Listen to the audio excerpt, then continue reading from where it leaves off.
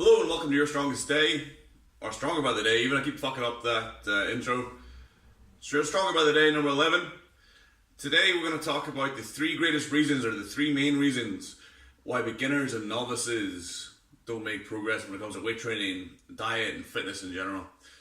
Hello, my name is Marquise. I'm the guy behind castironstrength.com and also YourStrongestYear.com. The whole point of this series is I'm going to give up 10 minutes of my time for a year. So 365 days a week, 365 episodes. I'm going to talk, give some advice for around about 10 minutes. Some will go longer, some will go shorter, on questions or key points when it comes to strength training. This is the main topic. So the three reasons why. So we're talking in the WhatsApp, one of my WhatsApp groups that I'm part of. Discussion today, or one of the discussions today, this morning, was one of my strongest lifters, was asking why, it was blowing his mind why some people have been lifting for 2 years, yet they can't see any progress. Talking about people that we know that are taking steroids, who aren't progressing, who aren't getting bigger. And it's baffling to people who have been training for a long time, who have gotten stronger, who have gotten results, how there are so many people who are out there training, either beginning or they've been at it for a long time, yet they don't seem to go anywhere, they don't seem to be able to go anywhere. Well, I reckon there are three key points to this. The first one is consistency. The biggest factor over a long time frame when it comes to getting stronger, becoming leaner, getting fitter, becoming successful in business, becoming successful in your life, whatever the goal is, it's consistency and execution is the number one thing that will see you towards any goal that you have.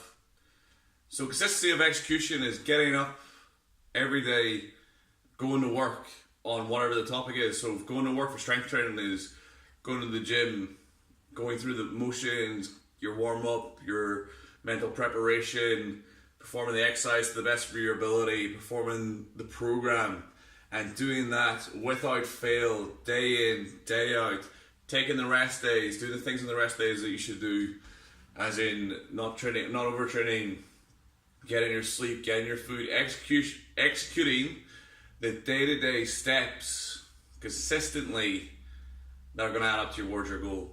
That's the number one thing when it comes to making progress, when it comes to getting better. It's doing the things every day without fail, every day, that are going to lead to your goal. Most people don't do that. Most people will have a good week, have a bad week, fall off the wagon for 3 weeks. Maybe they have a shit day at work, so they don't go to the gym. Maybe they have a shit day at work, so they don't pay attention to their training, they don't put in the effort that's required. Maybe the program is calling for an overload day, or it's a hard session, but something's happened and they can't be bothered anymore. Or these are the people that will make slow progress or no progress. These are the people. These are the majority of people. The majority of people don't have a long time frame. They don't want to. They might think that they want to get stronger, but it's like one of the first videos we put out. The disparity between want and desire. Desire is strong. Desire wins. Want is a nice to have. When desire and want come together, so if you want to lose weight but you desire chocolate donuts, the chocolate donuts are going to win. So it's only until you desire an outcome that you're going to really have a chance of being consistent. So consistency is the number one thing when it comes to any of these goals. Number two, when it comes to exercise and diet, it's overload. The principle of overload and progressive overload are the two pretty much the same principles. Overload is just the acute principle to do more than last time. Progressive overload is the principle to do it over a long time frame, so to chronically provide an overload. So what is that in simple terms? Well, the most basic way of doing it is, if I squatted 80 for 5 last week, I'm going to squat it for 6 this week. Or I'm going to squat 82.5 for 5. So I will achieve the same reps with a greater weight, or I will achieve the same weight for more reps. That in itself is the most basic variable manipulation you'll ever do for overload. And if you do that over time and consistently do that, the sort of programs like Beat the Notebook, so I'm doing the 5x5 program, any of the 5x5 programs are pretty much this, where I try to do 5 reps with more. There's normally a little bit more structure to it, but it's basically the same thing where I'm just linearly or constantly every week trying to do more or something. People don't apply this principle. They might apply overload once in a blue moon, but they don't provide it progressively. All programs are, all training programs are, they're just, a good training program is the principle of overload and progressive overload presented in a way that allows them to be either applied with greater effect. So they utilize something like accumulation, like we talked about on Monday, to provide a bigger springboard for a quicker, more aggressive game. Or they allow it to be applied cyclically, less aggressively for a longer period of time.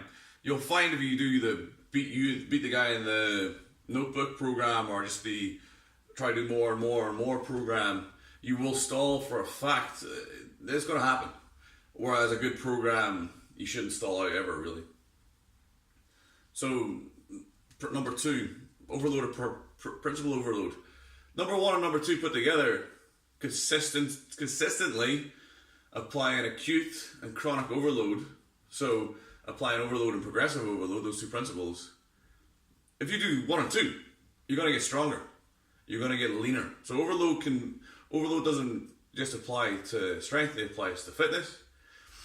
To travel longer in a 4-minute time frame, to do more work in a 4-minute time frame, to perform the same work but have a lower heart rate because you're fitter within a fitness context. Again, within most people's fitness training, they do not apply these principles at all.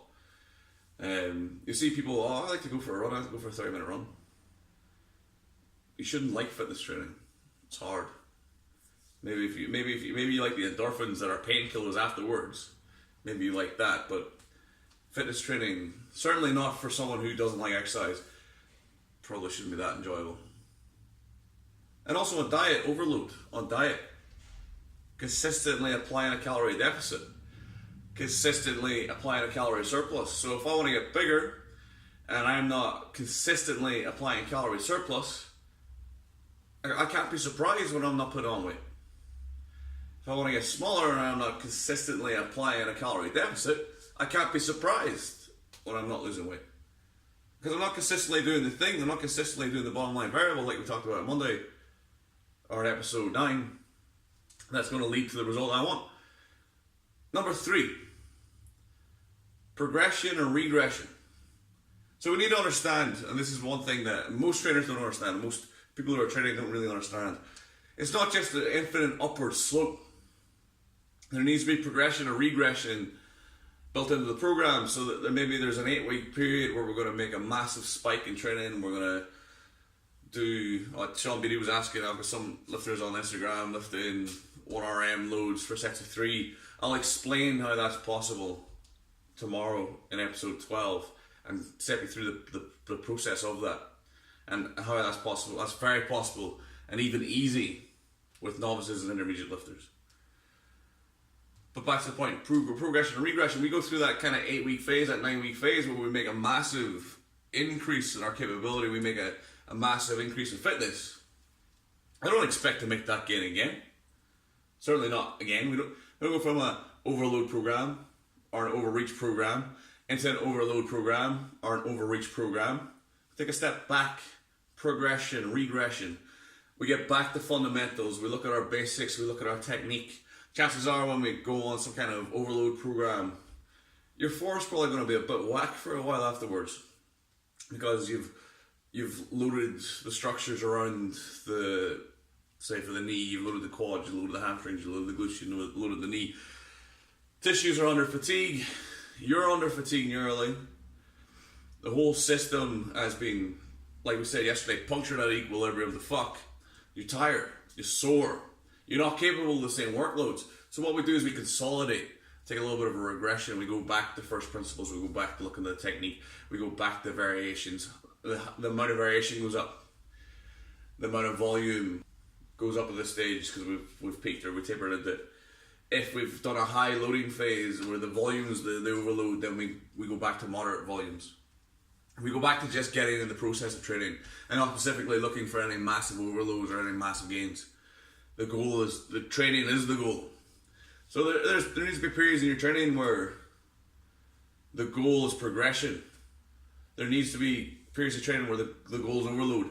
There needs to be periods in your training where the goal is recovery, detraining, actively taking time off, 2 weeks off, 4 weeks off, wherever the case may be, to actively get weaker, to actively detrain. You can't keep the body, you can't keep a muscle, you can't keep a joint in peak condition all year round. Because it takes stress, it takes load to keep a body fit, to keep a muscle strong. And if you continually provide load and overload week in, week out forever, you're going to get an overuse injury, you're going to get an overload injury. You're going to snap. So there needs to be time when you let the tissues recover, you let the body recover, you let the mind recover. So there needs to be progression and regression built into the program. So the three things are very easy. Just consistently doing the things you need to do day in and day out. Consistently executing. It's providing acute overload and progressive overload in a planned manner. But it doesn't even have to be planned if you're new or you're a novice. Just doing it will be enough. And 3 is progression and regression.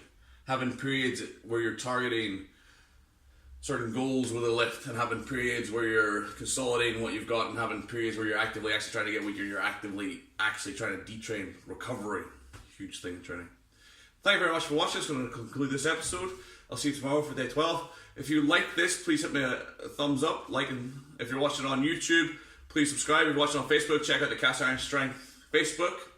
If you have any questions or comments, please leave them below. If you'd like to contact me separately, my email is bpowerperformance@gmail.com. Thank you very much for watching. I'll be Mark. I'll catch you tomorrow for your strongest day, or stronger by the day. Mother of God, I'll get that right yet. Episode 12. Thank you very much for watching. Have a good day. Thank you so much.